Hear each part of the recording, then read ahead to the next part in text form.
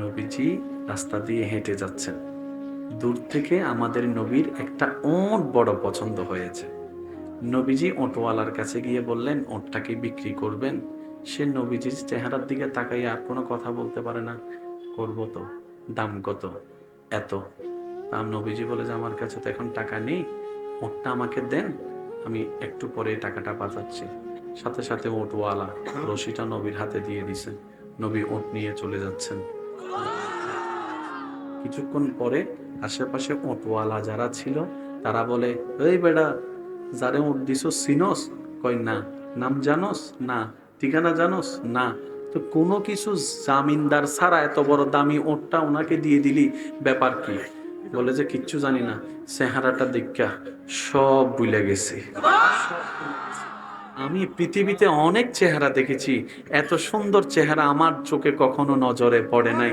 আর এত সুন্দর চেহারাওয়ালা কখনো বাটপার হতে পারে না, মৃত্যুক হতে পারে না, এটা আমার মন বলে। অপেক্ষা করে দাঁড়ায় আছে। কিছুক্ষণ পরে রসুলের পাক সাল্লাল্লাহু আলাইহি ওয়াসাল্লামের পক্ষ থেকে প্রেরিত একজন সাহাবা এসে জিজ্ঞেস করলেন, একটু আগে বিনা টাকায় ওট দিয়েছেন মালিককে? বলে যে আমি। বলে যে আপনার জন্য নবীজি এই টাকাটা পাঠিয়েছেন, যেটা ওটের টাকা, সাথে কিছু পথ খরচের জন্য, খাবার জন্য কিছু খেজুর আপনার জন্য পাঠিয়েছেন, কিছু খেজুর আপনার জন্য পাঠিয়েছেন। এই মোটওয়ালা বলে, আমার টাকা বাদ দেন, আগে তিনি কোথায়, আমাকে ওনার কাছে নিয়ে যান। উনি আমার থেকে ওট কিনতে আইসা আমার দিলটাই কিনে নিয়ে গেছে, আমার দিলটাই কিনে নিয়েছে। তাড়াতাড়ি আমাকে ওনার কাছে নিয়ে যান, আমি কালিমা পড়ে শাহাদাত দিয়ে আল্লাহকে আমি মুসলমান হতে চাই। তিনি হচ্ছেন আমাদের নবী,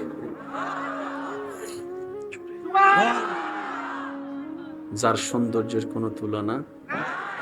কেমন সুন্দর! সবাই আপন প্রিয় মানুষকে সুন্দর বুঝাতে গিয়ে আসমানে চাঁদের সাথে তুলনা করে, তোমার চেহারাটা চাঁদের মতো সুন্দর। এই কথা শুননা চাঁদে কয়, এড়ে আর মানুষ ফালি না আমার লগে তুলনা দিত।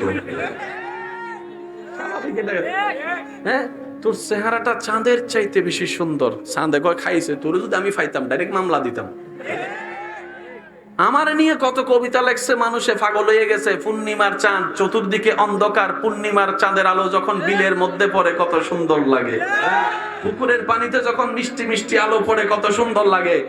অনেকে তো ভিতর থেকে কবিতা ফাইটটা উড়ে। কথা বলেন না, ঠিক কিনা? মদিনার ভুবনে পূর্ণিমার চাঁদের ঝলকানিতে গভীর রাত, রাতের অন্ধকার, পূর্ণিমার চাঁদ ঝলগল।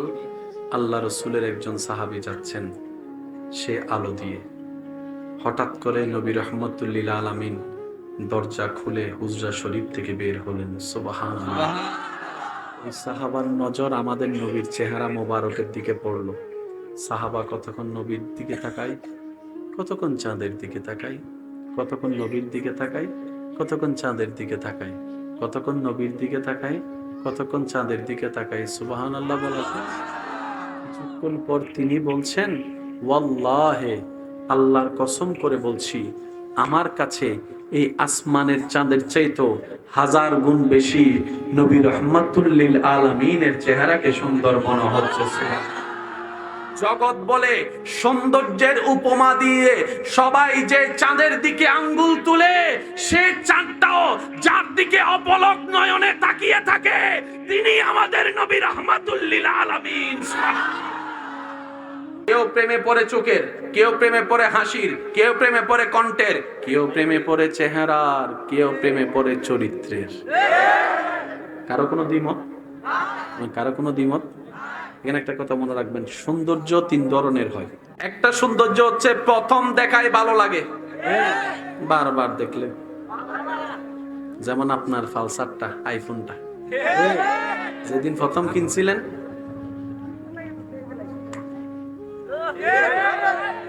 ছয় মাস পরে এটা ফইরে রইছে, কল কে দেয়? যে ফালসার কেনার জন্য ছেলেরা মা বাবার সাথে রাগ করে বাদ বন্ধ করে দিছে, মা বাবা বাধ্য হয়ে ফালসার কিনে দিছে, এখন 6 মাস ধরে সেটা ধুইতেছে না, এমন ছেলে এখানে। কথা বলেন না? একবার দেখলে ভালো লাগে, বারবার দেখলে আর ভালো এক ধরনের। আরেক ধরনের হচ্ছে দূর থেকে দেখতে ভালো লাগে। আরেক ধরনের হচ্ছে কাছ থেকে ভাল লাগে, দূর থেকে দেখলে ভাল লাগে না। যেমন রমজান মাসে যখন আপনারা ঈদের জন্য শপিং করতে চান, অনেক দোকানের মধ্যে দেখবেন দূর থেকে ভালো লাগে, কাপড়টাকে দেখে ঢুকে যখন কাপড়টা দেখে দূর থেকে কি লাগছে, কাছে। এই তিন ধরনের ভিতর আমরা সবাই আছি। এবার আসেন, নবীকে যারা দূর থেকে দেখেছে, জিব্রাইল ফেরেশতা বলে আল্লাহর দয়ায়, জিব্রাইল আমিন বলে আল্লাহর দয়ায় আমি সমস্ত নবীদেরকে দেখার সৌভাগ্য হয়েছে। সুবহানাল্লাহ। আসমান জমিন ঘোরার সৌভাগ্য হয়েছে, কিন্তু আমি জিব্রাইল, আমার চোখে আপনি নবীর মতো সুন্দর আমি আর কাউকে দেখিনি। সুবহানাল্লাহ, একটু জোরে বলেন। সিদ্দিকে আকবর নবীর থেকে বিদায় নিয়ে সারাটা রাত ছটপট করতো, কখন জানি সবে সাদিক হবে, কখন জানি আবার মসজিদে নববীতে যাব, কখন জানি আবার নবীর চেহারাটা দেখবো। বারবার তাকায়, অবাক হয়ে তাকাই থাকতো। একবার যদি সুযোগ হয় দেখার জন্য, ওয়াইসুল করণী জীবন পার হয়ে গেছে নবীর এক নজর দেখার জন্য। সুবহানাল্লাহ। যিনি বারবার দেখেছেন আম্মা জান আয়েশা সিদ্দিকা, ওনার থেকে একবার জিজ্ঞেস করেন। একবার ওনার সামনে মদিনার কিছু মহিলারা হযরত ইউসুফ নবীর সৌন্দর্যের বর্ণনা দিতে দিতে বলছে, এই জানো ইউসুফ নামে এমন সুন্দর ছিল, ওনার সৌন্দর্যে মুগ্ধ হয়ে মিশরের নারীরা আপেল কিংবা লেবু কাটতে গিয়ে হাত কেটে ফেলছে। ওনারা ওনাদের কথা বলতেই আছেন। আম্মা জান আয়েশার কানের মধ্যে যখন খবরটা আসলো, আম্মা জান আয়েশা যখন শব্দটা শুনলো, আম্মা জান আয়েশা সিদ্দিকা মুস্কি হেসে বলে, মিশরের নারীদের ভাগ্য ভালো, তারা ইউসুফকে দেখেছে, আমারটাকে দেখে নাই, আমারটাকে দেখে নাই। তাদের ভাগ্য ভালো, তারা ইউসুফকে দেখেছে, আমি আয়েশারটাকে দেখে নাই। যদি আমারটাকে দেখতো তাহলে কলিজা কেটে খাওয়াই দিত, বোধ হতো না। সেই নবী মুস্তাফার চেহারার দিকে তাকিয়ে মক্কার যুবকরা, টকবকে যুবকরা ইসলামের জন্য হাসি মুখে জিহাদের ময়দানে কুরবান হয়ে যাচ্ছে। ওই নবী আমাদের নবী। আমাদের নবীটা একটু জোরে কইেন। ওই নবী ভাইয়া কাদের নবী? যাদের নবী তারা কইেন। আর যারা বিরোধী দল আছেন চুপ করে থাকলেও চলবো, সমস্যা নেই। বুঝেন না মনে হয়? যারা মূসা নবীর উম্মত আছেন কথা কইেন না, যারা ঈসা নবীর উম্মত আছেন কথা কইেন না, যারা রহমাতুল্লিল আলামিন নবীর উম্মত তারা একবার কোন সুবহানাল্লাহ। যার সৌন্দর্যের কোনো তুলনা নাই ভাইয়া, ওই নবী জানি কাদের নবী? কাদের নবী? নবী যখন মুস্কি হাসতো, আমাদের নবী যখন মুস্কি হাসতো, মিস্টার আবু জাহেলের নাম তো শুনছেন, যত দুশ্মনী করছে নবীর লেগা, কিন্তু কোনোদিন নবীর চোখে চোখ রেখে কথা বলেনি। তাকাস না, তাকাইলে সব ভুলে যাবে। যার চোখের কোনো তুলনা নাই তিনি আমাদের নবী, যার মুবারকের তুলনা নাই তিনি আমাদের নবী, যার আওয়াজ মুবারকের তুলনা নাই তিনি আমাদের নবী, যার চরিত্রের কোনো তুলনা নাই তিনি আমাদের নবী, যার গুণের কোনো তুলনা নাই তিনি আমাদের নবী, যার সমস্ত কিছু ইউনিক তিনি আমাদের নবী। এই আওয়াজটা একটু বড় লাগবে, সবাই মিলে বলেন। যিনি সর্বদিকেই আনকমন তিনি আমাদের নবী। নো ম্যাচিং ওয়ান, কোন কেউ ম্যাচিং দিতে পারবে না। যার যোগ্যতাকে আল্লাহ পাক এমন ভাবে সাজিয়েছেন, ইন্না আতাইনা কাল কাউসারের চাবি আল্লাহ নবীকে দান করে দিয়েছেন। আর রহমান আল্লামাল কোরআনের জ্ঞান আল্লাহ নবীকে দান করে দিয়েছেন। ওয়ালা সাউফা ইউতিকা রাব্বুকা ফাতারদার পাওয়ার অফ অটর্নি আল্লাহ নবীকে দান করে দিয়েছেন। সবকিছু দান করে আল্লাহ তাআলা ওয়ারাফানা লাকা যিকরাকে শিল মেরে দিয়েছেন। আর একটু জোরে বলেন। একদিন যখন সময় আসলো, সুবহানাল্লাযী আসরা বিআবদিহি লাইলাম মিনাল মাসজিদিল হারামি ইলাল মাসজিদিল আকসা, অন্য আয়াতে সুম্মা দানা ফাতাদাল্লাহ বলে আমাদের নবীকে মাটি থেকে মেরাজে নিয়ে গেলেন। এবার আমি আশেকদের একটু মনোযোগ চাইব। যারা আশেক, দিলওয়ালা যারা, আমরা সবাই অবাক হচ্ছি কি নবী মাটি থেকে আল্লাহর দয়ায় ওইখানে গেলেন, আল্লাহর সাথে দিদার হলেন। এটা আমাদের কাছে অবাককর বিষয়, কিন্তু আশেকরা বলে এসি রুম ফালাইয়া কেউ গরমে আইবো? বলেন না। ভালো একটা চাকরি ফালাইয়া কেউ মুদির দোকানে চাকরি করব? ভালো পজিশন কেউ ছাড়তে চায় না। এবার আওয়াজ দিয়ে বলেন, দুনিয়ার মধ্যে কষ্ট আছে না নাই? ক্ষুধার যন্ত্রণা আছে না নাই? অপমান আছে না নাই?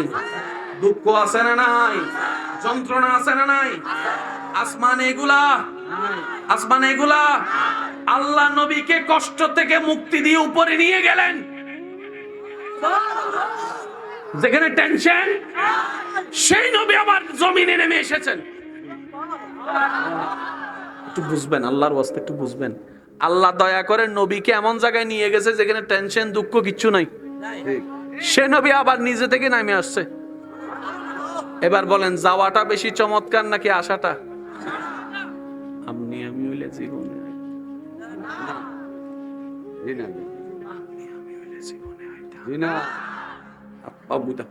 যাইতাম না, অনেক কষ্ট পাইছে দুনিয়া, আর লইতাম না। आशिक बोले जाना बड़ी अजीब है या फिर लौट के आना बड़ी अजीब है।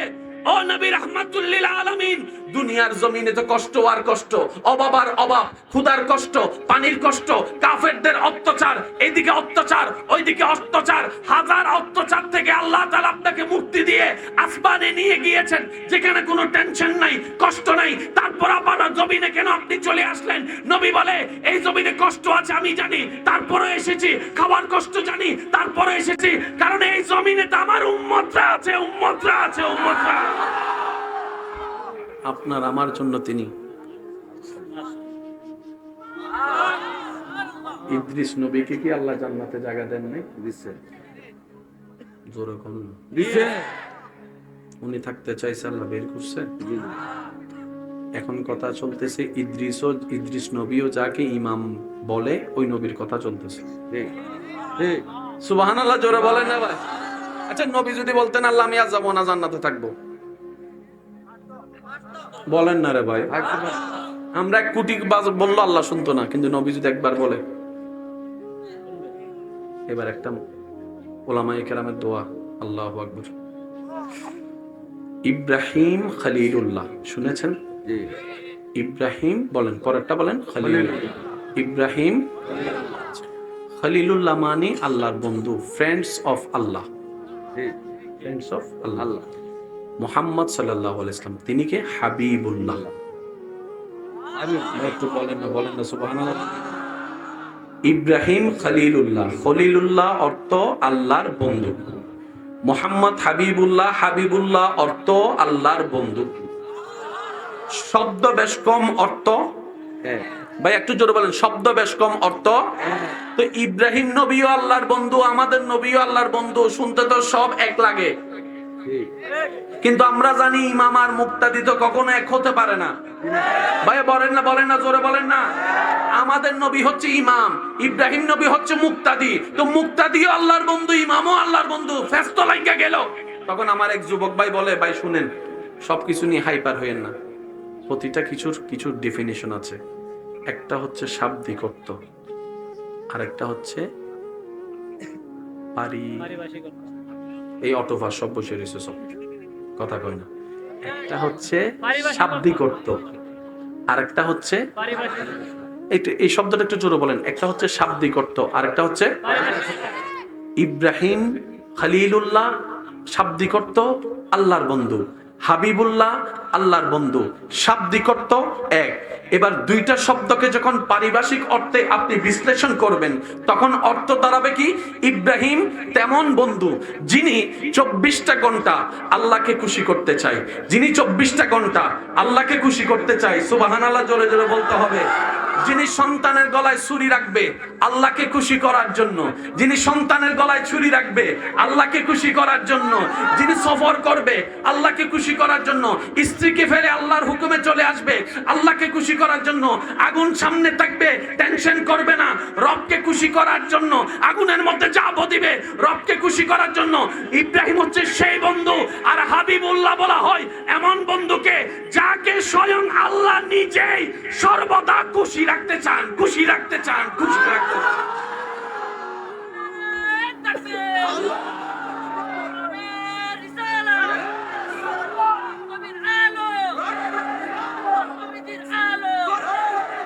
নবীর উম্মতরা একটু দুই হাত তুলে দেখাই, বলেন না সুবহানাল্লাহ। আরো জোরে বলেন সুবহানাল্লাহ। এবার মন খুশি করে বলেন সেই নবী কারা পাইছি? এটা কাদের নবী? এটা কাদের নবী? এটা কাদের নবী? হাতটা নামান। মাইকের আওয়াজ যতটুকু যাচ্ছে প্রত্যেকটা শব্দ নোট করবেন, কারণ আপনিও যে আর ওইখানে কোনো বর্ডার নাই, সেজন্য জানার পরও কিছু জানা বাকি থাকে, জানার পরও কিছু জানা বাকি। কারণ যে বলবে যে আমি সব জানি, জ্ঞানীদের লক্ষণ কি জানেন? হাজার জানার পরও বলবে আমি জানি না ভাই, আমি ছোট্ট মানুষ, আমি ছোট্ট মানুষ। আল্লাহ ওনাকে আরো বড় করে দেয়। যে বুক ফুলাই চলে সে কখনো রাজত্ব করতে পারবে না। সেজন্য দেখবেন যত বড় বড় পাওয়ারফুল ব্যক্তি, যারা সত্যিকার আল্লাহ প্রদত্ত, তারা নমনীয়, তারা ভদ্র। আমাদের নবীকে তায়েফের ময়দানে যে কষ্ট দিছে, নবী যদি একবার বলতেন আল্লাহ গো আমার লগে তো কেউ নেই, তুমি তো আছো, দেখো না কি করে, আপনার ঈমান কি বলে, তায়েফবাসী একটাও থাকতো? জিবরাইল দেখে বলে সেই পরিস্থিতি আল্লাহকেও, আল্লাহ তোমার বন্ধু আঘাতপ্রাপ্ত হচ্ছে, তুমি সহ্য করলা কেমনে? আল্লাহ কয় জিবরাইল তুমি যাইয়া জিজ্ঞেস করো আমার নবীরে, নবী যা বলে তুমি তা করে দাও। জিবরাইল আইসা বলে ইয়া রাসূলুল্লাহ এত আঘাত আমার সহ্য হচ্ছে না, আপনি শুধু একটা হুকুম দেন তায়েফবাসীরে। নবী বলে জিবরাইল আমার আল্লাহ তো ধৈর্যশীলকে ভালোবাসে, কষ্ট না পাইলে আমি ধৈর্যটা ধরবো কেমনে? তুমি বলো না। আর আমাকে আমার আল্লাহ গজব দাতা বানাই নাই তো, রাহমাতুল লিল আলামিন বানাইছে। যে তারা না অবুঝ, আমি কি অবুঝ? জিবরাইল কয় ইয়া রাসূলুল্লাহ আমার তো মেজাজ গরম হইতেছে। নবী কয় জিবরাইল একটু থামো, আল্লাহর কাছে আমি দোয়া, আল্লাহ তারা না বুঝলো, তারা পরবর্তী বংশধররা যেন ইসলামের আলো পায়, তুমি একটু দয়া করো না। আপনি তো সেই নবী রাহমাতুল লিল আলামিনের উম্মত, কেন আপনার ভাইয়ের রাস্তাটা বন্ধ করে দিচ্ছেন? কেন তাকে ঘর থেকে বের করে দিচ্ছেন? কেন তার খাবার বন্ধ করে দিচ্ছেন? ভাই ভুল করবে না তো কে করবে বলেন না? এক মায়ের পেট থেকেই তো বের হয়েছেন, এক বাবার থেকেই তো এসেছেন। আসেন না মিলে যান না একটু। আর কত দ্বন্দ্ব, আর কত কষ্ট। এক ভাইয়ের ছেলের বিয়েতে আরেক ভাই যাচ্ছে না, এক ভাইয়ের মেয়ের বিয়েতে আরেক ভাই যাচ্ছে না। কতদিন আর বাঁচবেন, আর কয়দিন? আসেন না একটু মিলে যান না। আপনি না নবী রাহমাতুল লিল আলামিনের উম্মত, যিনি মক্কাতে আসার সময় সবাই ভেবেছিল প্রতিশোধ নিবে, কিন্তু নবীজি কাবা শরীফের দরজায় দাঁড়ায় বলেছিল আমাকে আঘাত দাতারা কোথায়, আমার খাওয়ার কষ্ট দাতারা কোথায়, আমার রাস্তা বন্ধ করনেওয়ালারা কোথায়? শুনো শুনো, আমি নবী সবাইকে সাধারণ ক্ষমা ঘোষণা করে দিয়েছি। সুবহানাল্লাহ। আপনি না সেই নবীর উম্মত? আসেন না আজকে এখান থেকে গিয়ে ছোট ভাইটা যদি ভুল করে থাকে, বড় ভাই হিসেবে ভাইয়ের ফিটে একটা জোরে থাপ্পড় দিয়ে বুকের মধ্যে টাইনা নেন না। যতই ছড়ার চেষ্টা করুন, শক্ত করে ধরে রাখেন। 1 মিনিট, 2 মিনিট, 3 মিনিট পরও দেখবেন আপনার ছোট ভাই চোখ থেকে অজর দ্বারায় পানি পড়া শুরু করেছে। কয়দিন আর? আসেন না, পারবেন, বিশ্বাস করেন আপনি পারবেন। বড় যারা আছেন এখানে একটা কথা মনে রাখবেন, আপনি বড় হন নাই, আল্লাহ বুঝে শুনে আপনাকে বড় বানায় পাঠাইছে। সুবহানাল্লাহ জোরে বলা যাবে? আপনি বড় হন নাই, আল্লাহ আপনাকে সংসারে পরিবারে বড় বানায় পাঠিয়েছে। আর বড়রা মানে বটগাছ। এই বটগাছের নিচে কেউ এসে পেশাব করবো, কেউ এসে কুড়াল দিয়ে মারবো, কেউ এসে এমনি বালা না লাগলো দেখবেন কুত্তেইব। আর বড়র কাজ হচ্ছে ডালাটা বিছাই দিয়ে তাদেরকে ছায়া দেওয়া। আপনি বড়। ছোটর কাজ কি জানেন? আমার বড় স্যার আমি চলবো না, আমার বড় যেটা কই হেটা, আমার বড় দিন কইলে দিন, আমার বড় রাত কইলে রাত। ছোটই বড়রে সম্মান দিব, বড় ছোটরে স্নেহ করে আগলায় রাখবো। 3 মাস চলেন, 3 মাস দেখবেন আল্লাহ স্পেশাল রহমত আপনাদের ঘরে নাজিল করে দিবে। আল্লাহ চাচ্ছে কি? আপনার আমার যা আছে সম্পত্তি সব কার দান? আল্লাহ। ভাই একটু জোরে বলেন না, কার দান? আল্লাহ। আমরা কার জমিনে থাকতেছি? আল্লাহ। আল্লাহ আমাদেরকে এটা ব্যবহার করতে দিছে, মালিকানা দেয় নাই তো। তাহলে বড় ভাইও মালিক নাই, ছোট ভাইও মালিক নাই, সবাই বারাটিয়া। আওয়াজ দিতে হবে ঠিক কিনা? আমরা সবাই কি? আমরা সবাই কি? মালিককে। তো মালিকে চাচ্ছে আমি তোদেরকে লিস্টে দিলাম জায়গা, তোরা মিলমিশ করে থাক। এই এলাকায় আমি জানি না আপনাদের ভিতরে এটা আছে কিনা, এক ভাই আর মামলা টামলা আসেনি স্যার? বলেন তো, মামলা করে কার কি লাভ হয়েছে? আমরা দেখেন 1 ইঞ্চি জায়গা বাঁচাইতে গিয়ে মামলা করে 10 কানি জায়গার টাকা। এবার টোটাল হিসেবে লাভে আছে না লসে আছে? বড় ভাইয়ের ছেলের বিয়েতে আপনার বউ যখন যাইতে চাচ্ছে, এই তুমি যদি বদ্দার বিয়েতে বড় ছেলের বিয়েতে যাও, আমার লগে তোমার কেন সম্পর্ক নাই, তুমি যাও। যেভাবে আত্মীয়তা সম্পর্ক ভাঙ্গা শুরু করছে, আগামী 5-10 বছর বাদে বিয়েতে আত্মীয় স্বজন না থাকলে তো সুন্দর লাগে না। শেষ পর্যন্ত দেখা যাবে বাহিরের মানুষ ভাড়া করে আনা লাগবে আত্মীয় স্বজন দেখানোর জন্য। এমন কইরেন না ভাই, কইরেন না। মনে রাখবেন, সফলকে কাদ আফলাহা মান যাক্কাহা, কাদ আফলাহা মান যাক্কাহা, কাদ আফলাহা মান তাযাক্কাহা। কে সফল? যে রবের পছন্দের হয়। রবের পছন্দের কারা? যে নিজে না খেয়ে মানুষকে খাওয়ায়।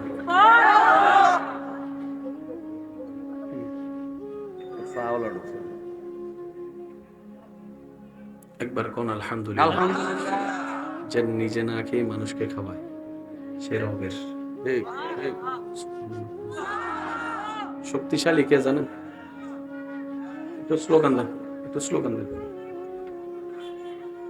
স্লোগান দেন। হুজুর আসতেছেন, একটু জায়গা করে দেন। আপনি কোথায় বসবেন?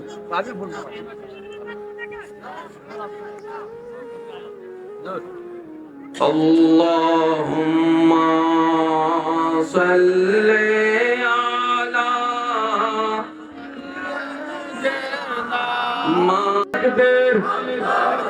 নারে রিসালাত। উচ্চ আওয়াজে একবার বলেন মারহাবা। আল্লাহ হুজুরের আগমনকে কবুল করুক। এত আস্তে আমিন, আরো জোরে। আল্লাহ হুজুরের এলামে হায়াতে ইজ্জতে রিজিকে হাজার হাজার হাজার গুণ বরকত দান করুক। আল্লাহ আমাদের সবাইকেও মাফ করুক। আর একটু জোরে বলবেন না আমিন? ভাই আপনাদের কি কোনো কষ্ট হচ্ছে? দেখি মহাব্বতের আওয়াজ একবার বলেন তো মারহাবা। আরো জোরে বলেন মারহাবা। ইমানদার ভাইয়েরা, যে খাওয়ায় সে আল্লাহর। ভাইয়া একটু, যে অন্যকে খাওয়ায় সে কার? মনে রাখবেন, খাওয়ায় আল্লাহ। আল্লাহ আল্লাহ তাদেরকে পছন্দ করে যে খাওয়ায়। কোরআনের মধ্যে একটা শব্দ আছে, সিবগতাল্লাহ। আমি আল্লাহর রঙে রঙিন হব যদি তুমি শান্তি চাও। আল্লাহ কিভাবে রঙে রঙিন হব? আল্লাহ পাক বলে যে আমি খাওয়াই, তুমিও খাওয়ানো শুরু করো। আমি মাফ করে দিই, তুমিও মাফ করা শুরু করো। আমি হালিম, আমি ধৈর্য ধরি, তুমিও ধৈর্য ধরা শুরু করো। সুবহানাল্লাহ জোরে বলেন না। আল্লাহ তাআলার রঙে রঙিন হওয়া মানে আল্লাহর বান্দারা আল্লাহর পছন্দের জন্য, আল্লাহর খুশির জন্য সব সহ্য করে অন্যকে ভালো রাখা। এটাই হচ্ছে বান্দাদের কাজ। বলেন সুবহানাল্লাহ। আর একটু জোরে বলা যাবে সুবহানাল্লাহ? আপনাদের তো কোনো কষ্ট হচ্ছে না তো ভাইয়া? কোনো কষ্ট হচ্ছে না তো? চেহারা মোবারক যে দেখছে নবীর। আমাদের নবী যখন মুস্কি হাসতেন, দাঁত মোবারক থেকে নূরের ঝিলিক বের হতো। আমাদের নবী আল্লাহু আকবার, যেদিকে হেঁটে যেতেন খুশবু হয়ে যেত।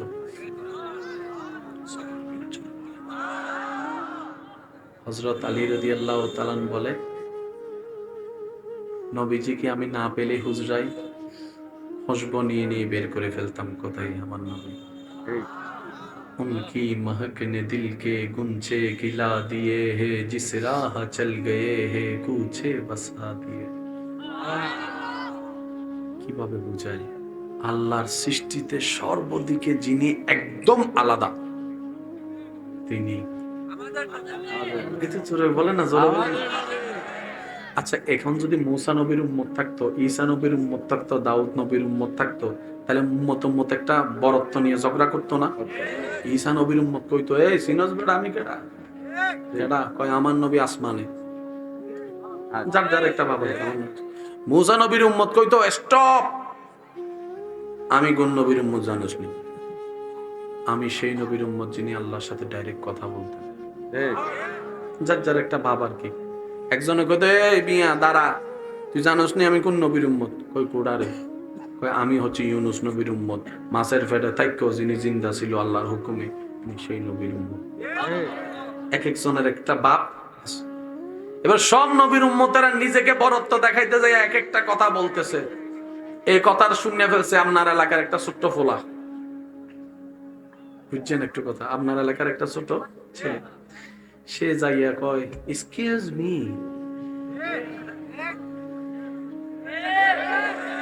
আপনারা তো সবাই কইছেন আমি একটু কইতাম না। ফোটা ছোট ফোলা তুই কিতা কবি, আপনি জানেন না মনে ছোট মরিচে জাল বেশি, আমারও কিছু কইতে দেন, স্বাধীন দেশের স্বাধীন নাগরিক। কয় ক আপনি কার উম্মত?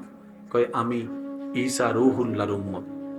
আপনি কার উম্মত? কয় আমি মূসা কালিমুল্লাহর উম্মত। আপনি কার উম্মত? কয় ইব্রাহিম খলিলুল্লাহর উম্মত। আপনি কার উম্মত? কয় নূহ নজিহুল্লাহর উম্মত। আপনি কার উম্মত? কয় আমি দাউদ খলিফাতুল্লাহর উম্মত। আপনি কার উম্মত? কয় আদম সফিউল্লাহর উম্মত। চিনেন নি আপনি আমারে? চিনেন নি? কয় কেডা রে? আপনাদের নবী যারে ইমাম মানছে, ওয়াইজ আখাযাল্লাহু মিসাকান নাবিয়্যিন রাহমাতুল লিল আলামিনের উম্মত। এবার প্রথম কথা কি শুরু করছিলাম, আপনার আমার 2 পয়সার যোগ্যতার দাম শুধু নবীর কারণে। আজকে একটু আমাদের গুনাহ আছে না নাই? ফেরেশতার কোনো গুনাহ দাম কার বেশি? ফেরেশতার বেশি হওয়ার, আমাদের তো গুনাহ আছে, ভুল আছে, কিন্তু আল্লাহ আপনাকে কত দামি বানিয়েছে দেখেন।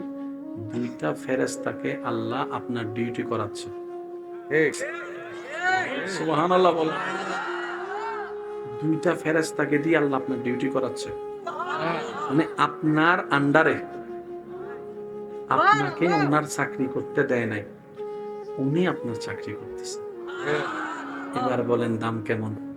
এই দামওয়ালা আল্লাহ আমাদেরকে কুনতুম খায়রা উম্মত, আমাদেরকে আল্লাহ ফ্লোর দিয়েছেন 10 তলায়, আপনি আমি নিজের ভুলে নেমে আসতেছি নিচের তলায়, যার কারণে জায়গা না বুঝা কথা কয় না গায়। নবীর উম্মত হচ্ছে ভিআইপি, আর ভিআইপিরা রাস্তায় দাঁড়াইয়া মেয়েদেরকে টিজিং করানো মানাই না, মানাই না, মানাই না। নবীর উম্মত হচ্ছে উম্মতের জগতের সবচাইতে স্ট্যান্ডার্ড ভিআইপি, আর ভিআইপিরা গাছতলায় যায়া গাঁজা সেবন করা তাদের যোগ্যতার সাথে ম্যাচিং হয় না। মেয়েদেরকে নিয়ে প্রেম প্রীতি করা এটা ম্যাচিং হয় না। মা বাবার সাথে বেয়াদবি করা এটা তাদের চরিত্রের সাথে ম্যাচিং হয় না। কথা বলেন ঠিক কি না? ভিআইপি হইয়া চলেন না, কথাটাকে অন্যভাবে নিবেন না। আমার মা বোনদেরকেও বলবো অন্যভাবে নিবেন না। পুরুষ এবং নারী 2টার মধ্যে দামি কে? পুরুষ। নারীরাও বলে যে পুরুষ দামি, আমাদের কথা নারীরাও চাই পুরুষ দামি হোক। কোন ভালো নারী কখনো সেই মানুষকে পছন্দ করে না যে স্যাসরার মতো রাস্তায় দাঁড়ায় থাকে। নিয়ে দেখেন, পছন্দ করে কোন ভালো নারী পছন্দ করে না। নারীদের কথা হচ্ছে তোমার একটা ব্যক্তিত্ব আছে, তুমি পুরুষ মানুষ, পুরুষের মতো চলবা। নারীরাও বুঝে দামি কে? পুরুষ। বলে না দামি কে? নারীরা নারীর জায়গায় দামি, কিন্তু নারীরাও চাই পুরুষ দামি হোক। এইবার পুরুষ নারীর পিছনে, নারী পুরুষের পিছনে কোনটা সুন্দর লাগে? পুরুষ পিছনে, পুরুষ আগে না নারী আগে, কোনটা সুন্দর লাগে? তো পুরুষ যদি আগে থাকে নারী থাকবে, এটাই তো হওয়ার দরকার। বলেন না? যেমন আমাদের ঘরের মধ্যে দেখেন কোন একটা কিছু যখন আমরা বেড়াইতে যাইতে চাইতাম, মা আরে ফটাইতাম, মা আরে কইতাম আমা অনুমতি দাও না, আমা অনুমতি দাও, মা গো একটু দাও না, তোর বাপেরে ক আপনাদের এখানে হয়নি এটা? তাহলে মা বলতেছে তোর বাপকে বলো, তোর বাপের অনুমতি নে। আমি কি বুঝাইতে পারছি? আমি বোনের বড় ভাই, বোনরে বললাম এ বোন আয়। বোন আমারে কয় ভাই আসতে তো পারি, তো তোমার আমার একটু বললে ভালো হবে না? এটা কি সম্মান? এভাবে তো পরিবার সুন্দর থাকে। আমি কি বুঝাইতে পারছি কথাটা? আমি আপন ভাই, সে আমাকে বলতেছে একটু আমার স্বামীকেও বলো না, তুমি বললে তার না করবে না, ভাইয়া তুমি একটু ফোন করে বলো না। তাহলে পুরুষ থাকবে আগে, এটাই নারীদের চাওয়া। আর আমরা নিজের যোগ্যতা না বুঝে পিছনে পিছনে পিছনে পিছনে তো সেকা খাইয়া হয় বেকা, শেষ পর্যন্ত ফরালাকা সাইরা ধরে গাজার টানের মধ্যে আছে না নাই? এবার আপনারাই সুস্থ মানুষ ব্যক্তিরা বলেন, এটা কি কোনো সুস্থ মানুষের সুন্দর জীবন হতে পারে? এটা কি কোনো মানুষের জীবন হতে পারে? দুনিয়াতে বারবার আসা যাবে, সুযোগ কয়বার, জীবন কয়টা? সুতরাং যা করছেন করছেন, আল্লাহর কাছে তওবা করে নাও। কাউকে বলা লাগবে না আল্লাহ আমি ভুল করছি, তুমি মাফ করে দাও, আমি সৎ পথে চলার চেষ্টা করব, তুমি সাহায্য করো। এতটুক বলেন, মুখও বলার দরকার নেই, আপনি মনে মনে এই মুহূর্তে বলেন আল্লাহ যা করছি সব মাফ করে দাও, আমি ভালো পথে চলার চেষ্টা করব, তুমি আমাকে সাহায্য করবে। দেখবেন আল্লাহ আপনাকে ঠিকই সাহায্য করবে। বিশ্বাস আছে, জোরে বলতে হবে বিশ্বাস আছে। আল্লাহ চাইলে দিনকে রাত, রাতকে দিন বানাইতে। আমি আজকের একটা ঘটনা বলি। আসলে আপনাদের মাহফিলে আসার আগে একটা ছেলে, সে তার জীবনের কিছু ঘটনা আমার সাথে শেয়ার করেছে, আমার শোনার সৌভাগ্য হয়েছে। নেশা, নারী জাতীয় বিষয়, প্রেম প্রীতি যেটা, তারপরে আড্ডা, ওই লাল পানি, মানে সব সে করে ফেলছে। সে এখানে বলতেছে তো ভাইজান আমি কোনো কিছুতেই শান্তি পাচ্ছি না, এগুলা করেও শান্তি পাচ্ছি না। তা আমি বুঝতে পেরেছি আমি ভুল পথে ছিলাম, আমি আল্লাহর কাছে তওবা করেছি, এখন আল্লাহ আমাকে সুন্দর একটা জীবন দিয়েছেন, আমি এখন হাজার সুখ নামাজের সিজদার মধ্যে খুঁজে পাচ্ছি। বিশ্বাস করেন ভাই, যে পরিবর্তন হতে চায় আল্লাহ তাকে সাহায্য করবে। আগে বান্দাকে আগাতে হবে, তারপরেই তো আল্লাহ টেনে তুলবে। আজকের এই মাহফিল থেকে এতটুকু নিয়ত করেন, পারেন না পারেন বাদ দেন, আগে নিয়ত করেন যে আল্লাহ আমি ভালো থাকার চেষ্টা করব ইনশাআল্লাহ, আমি আমার জানা মতে সাধ্য মোতাবেক কারো কোনো ক্ষতি করব না ইনশাআল্লাহ। আজকে থেকে আমি মেজাজ ঠান্ডা রাখার চেষ্টা করব ইনশাআল্লাহ। আজকে থেকে আমি চোখ নিচে রেখে মা বাবার সাথে কথা বলার চেষ্টা করব ইনশাআল্লাহ। আজকে থেকে আমি বড়দেরকে সম্মান, ছোটদেরকে স্নেহ করার চেষ্টা করব ইনশাআল্লাহ। আজকে থেকে আমি নিজে না হেসে মানুষের মুখে হাসি ফোটানোর চেষ্টা করব ইনশাআল্লাহ। আল্লাহ আমাদের সবাইকে কবুল করুক, আমিন। এই মাহফিল আগামী বছর হোক, আপনারা চান? যদি চান তাহলে সহযোগিতা করুন।